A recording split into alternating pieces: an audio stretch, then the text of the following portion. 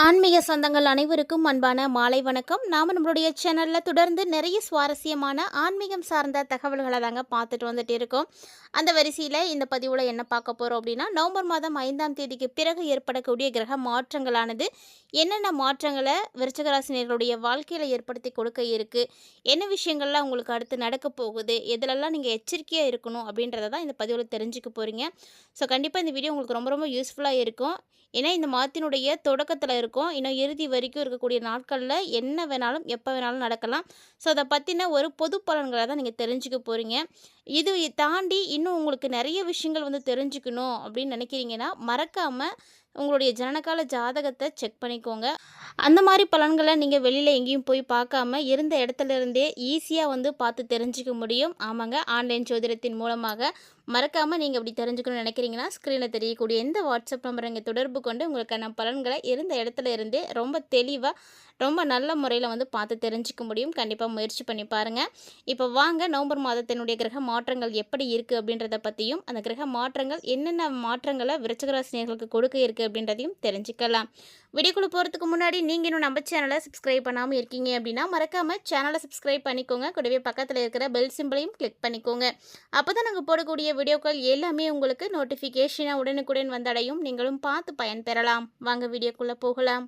2025ஆம் வருடத்தினுடைய 10 மாதங்களை வந்து நம்ம கடந்தாச்சு. 11வது மாதமான நவம்பர் மாதம் பிறந்தாச்சுங்க.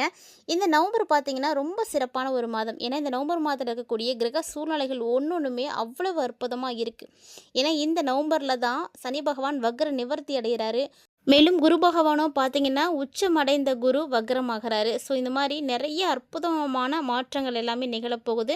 இதை தாண்டி இன்னும் செவ்வாயினுடைய பயிற்சி, சுக்கிரனுடைய பயிற்சி, புதனுடைய பயிற்சி அப்படின்னு எல்லாமே வந்து இருக்குது.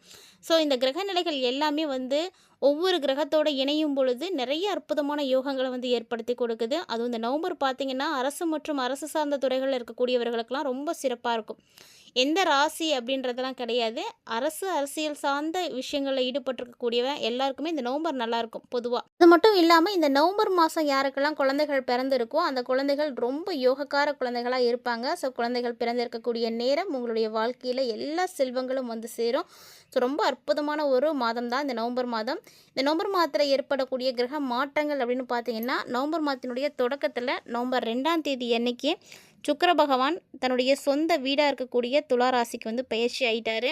நவம்பர் மாதம் 10ஆம் தேதி அன்னைக்கு விருச்சிகத்தில் புதன் வக்ரமாகிறாரு. அதே போல் நவம்பர் 11 குரு கடகராசியில் வக்ரமாகிறாரு. நவம்பர் 16 சூரியன் விருச்சிக ராசிக்குள்ளே வந்து நுழைய போகிறாரு. நவம்பர் 23 புதன் துலா ராசியில் இருக்கிறாரு. நவம்பர் 26 அன்னைக்கு சுக்கிர பகவான் விருச்சிக ராசிக்கு வந்து வரப்போகிறாரு. நவம்பர் 28 சனி மீன ராசியில் வக்ர நிவர்த்தி அடைகிறாரு. நவம்பர் 29 துலா ராசியில் புதன் வக்ரமாகறாங்க. இந்த கிரகநிலைகளுடைய மாற்றங்கள் தான் விருச்சிகராசினியர்களுடைய வாழ்க்கையிலேயே நல்ல மாற்றங்களை வந்து ஏற்படுத்தி கொடுக்க இருக்குது அப்படின்னே சொல்லணும். ஸோ ரொம்ப அதிர்ஷ்டகரமான விஷயங்கள்லாம் நடக்க போகுது. அதை பற்றிலாம் நம்ம தெரிஞ்சுக்கலாம். அதுக்கு முன்னாடி இந்த நவம்பர் மாதத்தில் வரக்கூடிய பௌர்ணமி எப்படிப்பட்டது அப்படின்றதையும் ஒரு சில விஷயங்கள் நம்ம தெரிஞ்சுக்கலாம். ஏன்னா மாதம் மாதம் பௌர்ணமி வரும். இருந்தாலுமே கூட ஒரு சில குறிப்பிட்ட பௌர்ணமிகளை தான் நம்ம சிறப்பு வாய்ந்த பௌர்ணமிகளாக நினைவில் வைத்திருக்கோம். அப்படி பார்க்கையில் இந்த ஐப்பசி பௌர்ணமி ரொம்ப குறிப்பிடத்தக்க ஒரு விஷயம் அப்படின்னு சொல்லலாம். அபிஷேக பிரியனாக இருக்கக்கூடிய எம்பெருமான் ஈசனுக்கு இந்த ஒரு அபிஷேகத்தை வருடத்தில் ஒரே ஒரு முறை மட்டும்தான் செய்வோம். ஆமாங்க, அதுதான் ஐப்பசி பௌர்ணமியில் செய்யக்கூடிய அன்னபிஷேகம். மற்ற எல்லா கடவுள்களோடையும் நீங்கள் ஒப்பிட்டு பார்த்தீங்கன்னா உங்களுக்கு தெரியும், எந்த கடவுளுக்குமே அன்னத்தால் அபிஷேகம் நம்ம செய்யவே மாட்டோம். ஈசனுக்கு மட்டும்தான் செய்வோம். ஏன்னா இந்த உலகத்துக்கே படி அளந்தவர் ஈசன் தான். அதனால் அவருக்கு நம்ம அன்னத்தால் அபிஷேகம் வந்து செய்து வழிபாடுகள் செய்கிறோம். இந்த அன்னாபிஷேகம் நடக்கிறத பார்க்கறதுனால என்ன பலன் கிடைக்கும் அப்படின்றதையும் கண்டிப்பாக தெரிஞ்சுக்கணும். ஏன்னா வீட்டுக்கு பக்கத்துலேயே கோவில் இருந்தால் கூட கோவிலுக்கு போகாதவங்க நிறைய பேர் இருக்காங்க.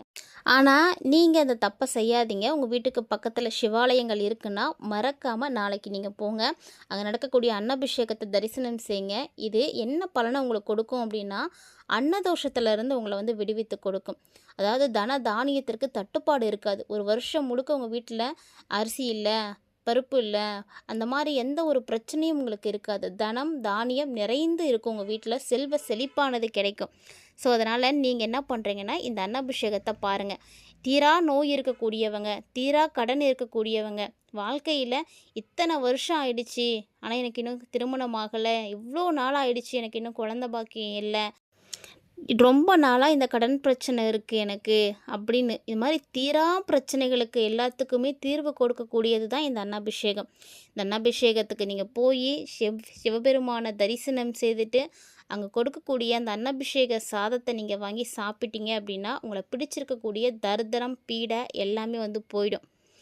இப்போ இந்த வாய்ப்பை நீங்கள் மிஸ் பண்ணீங்க அப்படின்னா மீண்டும் அடுத்த வருடம் வரைக்கும் காத்திருக்க வேண்டியிருக்கும். அது மட்டும் இல்லாமல் இந்த அன்னாபிஷேகம் பார்க்குறதுடைய இன்னொரு ப்ளஸ் என்ன அப்படின்னு பார்த்தீங்கன்னா, கோடி லிங்கங்களை ஒரே நேரத்தில் தரிசனம் செய்த ஒரு பலன் கிடைக்கும். ஒரே நாளில் நீங்கள் தரிசனம் செய்த பலன் கிடைக்கும். ஸோ இதெல்லாம் பார்த்தீங்கன்னா எவ்வளவு புண்ணியம். ஒரு விஷயம் ஒரு காரியம் இல்லாமல் எதுவுமே வந்து நடக்கிறது கிடையாது. ஸோ முன்னோர்கள் ரொம்ப நம்பிக்கையோடு செய்துட்ருக்கக்கூடிய ஒரு வழக்கம்தான். இந்த தினத்தில் அபிஷேக பிரியருக்கு உரிய அபிஷேக பொருட்களை நீங்கள் வாங்கி கொடுக்கலாம். பூ வாங்கி கொடுக்கலாம், காய்கறி வாங்கி கொடுக்கலாம், அரிசி வாங்கி கொடுக்கலாம். ஸோ இந்த மாதிரி நிறைய வாங்கி கொடுங்க. ஏன்னா நீங்கள் செய்யக்கூடிய ஒவ்வொரு விதமான தானங்களும் உங்களுக்கு நிறைய புண்ணியங்களை ஏற்படுத்தி கொடுக்கும். ஸோ எம்பெருமான் ஈசனுக்காக நீங்கள் இதை செய்கிறீங்க. அவர் உங்களை வந்து ஆசீர்வதிப்பார். கண்டிப்பாக இன்றைக்கி இந்த ஒரு விஷயம் நீங்கள் நினச்சது நடக்கலை அப்படின்னாலுமே கூட கொஞ்சம் பொறுமையாக மட்டும் காத்திருங்க. எது எப்போ நடக்கணும்னு காரியங்களோட விதி இருக்கோ அது கண்டிப்பாக அப்போ நடக்கும். ஸோ எல்லாமே வந்து நடக்கிறது நல்லதுக்கு தான் அப்படின்னு நீங்கள் எடுத்துக்கிட்டீங்க அப்படின்னா கண்டிப்பாக நீங்கள் வந்து எந்த ஒரு விஷயத்துலையுமே வந்து சோர்ந்து போய் உட்காரவே மாட்டீங்க. ஸோ நடக்கிறது நடக்கட்டும் அப்படின்ற மாதிரி நீங்கள் வாழ்க்கையை வந்து கடந்து வந்துட்டே இருங்க. 4 பேர் 4 பேச தான் செய்வாங்க. அதெல்லாம் வந்து காதில் வாங்கிக்கவே கூடாது. ஏன்னா அவங்கவுங்களுடைய பிரச்சனைகள் அவங்கவுங்களுக்கு மட்டும்தான் தெரியும். ஸோ எல்லாமே வந்து இறைவனிடத்து வைங்க. ஈசன் அதை கண்டிப்பாக வந்து சரி பண்ணி கொடுப்பாரு. நம்பிக்கையோடு எல்லாருமே போய் இந்த பௌர்ணமியில் தரிசனம் செய்யுங்க. ரொம்ப சிறப்பு வாய்ந்த பௌர்ணமியை கண்டிப்பாக மிஸ் பண்ணிடாதீங்க. இப்போ வாங்க என்ன மாதிரியான பலன்கள் எல்லாம் விருச்சிக ராசி நேயர்களுக்கு வந்து கிடைக்க இருக்குது அப்படின்றத நம்ம பார்க்கலாம்.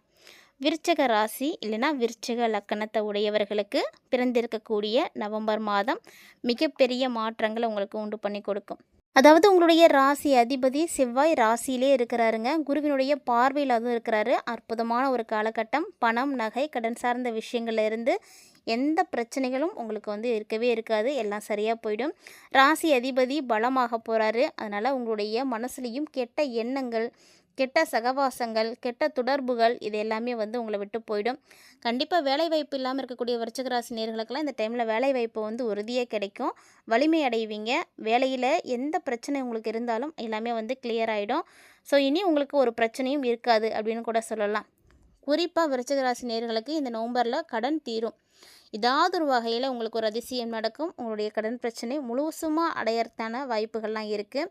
நல்ல வருமானம் கிடைக்க போகுது. கடன் சார்ந்த விஷயங்கள், நோய் சார்ந்த விஷயங்கள் அப்படின்னு எல்லாமே வந்து சரியாக போயிடும். ஏன்னா குரு பார்வை வந்து உங்களுக்கு கிடைக்கிது. குரு பார்வை கிடைச்சாலே ஒரு யோகம் தானே. 10ஆம் அதிபதியான சூரியன் வேற ராசிக்குள்ளே வரப்போகிறாரு. இந்த நவம்பர் 16 வந்துடுவார்.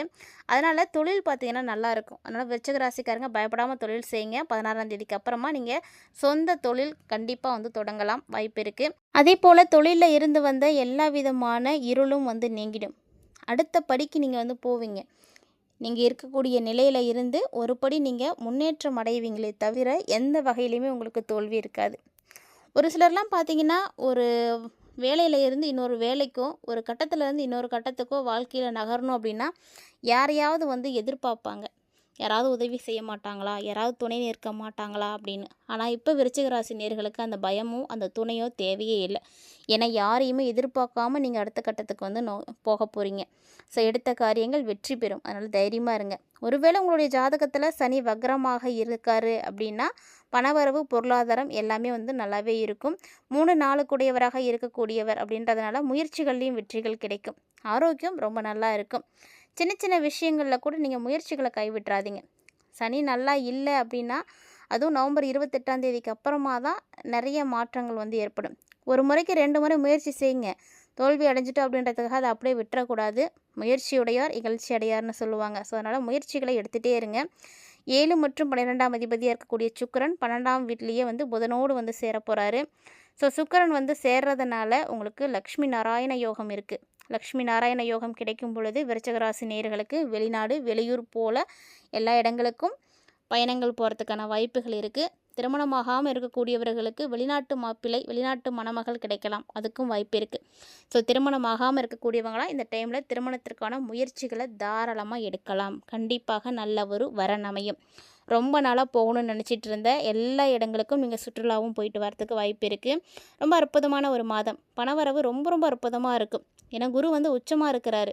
குரு உச்சமாக இருக்கிறாரே அப்படின்னு சொல்லிட்டுலாம் கவலைப்படாதீங்க. 11ஆம் தேதிக்கு மேலே அவர் வக்ரகதி ஆகிறாரு. ஸோ வக்ரகதி ஆனாலுமே கூட உங்களுக்கு பெருசாக பாதிப்புகளை எல்லாம் கொடுக்கவே மாட்டார்.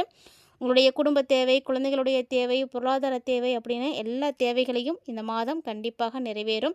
ஸோ நம்பிக்கையோடு இருங்க. திடீர் பண வரவுக்கெல்லாம் வாய்ப்பு இருக்குது. அதிர்ஷ்டம் நிறைய கிடைக்க போகுது. நல்லா சம்பாதிக்கிறதுக்கான வாய்ப்புகள் கிடைக்கும். ஒரு வேளை யாருக்கெல்லாம் அந்த மாதிரி வாய்ப்பு கிடைக்குதோ அதெல்லாம் மிஸ் பண்ணிடாதீங்க. விரயங்கள் அப்படின்றது உங்களுக்கு இருக்கும். அதனால் அதை எல்லாத்தையுமே சுப விரயமாக மாற்றிக்கோங்க. ரொம்ப புத்திசாலித்தனமாக செயல்பட்டீங்க அப்படின்னா மன மகிழ்ச்சியோடு இருக்கும். கெட்ட இதை எல்லாமே உங்களை விட்டு விலகும். குலதெய்வத்தினுடைய அருள் கிடைக்கும். ஸோ விருச்சிக ராசிக்காரங்க தைரியமாக இருக்கலாம். விருச்சிக ராசிக்காரங்களுக்கு என்ன பலன்கள் கிடைக்க போகுது அப்படின்றத பார்த்துருப்பீங்க. வீடியோ உங்களுக்கு பிடிச்சிருந்ததுன்னா லைக் பண்ணுங்கள், ஷேர் பண்ணுங்கள், மறக்காமல் கமெண்ட் பண்ணுங்கள். இது மட்டும் இல்லாமல் இது போல் இன்னும் பல இன்ட்ரெஸ்டிங்கான தகவல்களை எல்லாம் தொடர்ந்து பார்க்குறதுக்கு சேனலை சப்ஸ்கிரைப் பண்ணிவிட்டு ஃபாலோ பண்ணிக்கோங்க.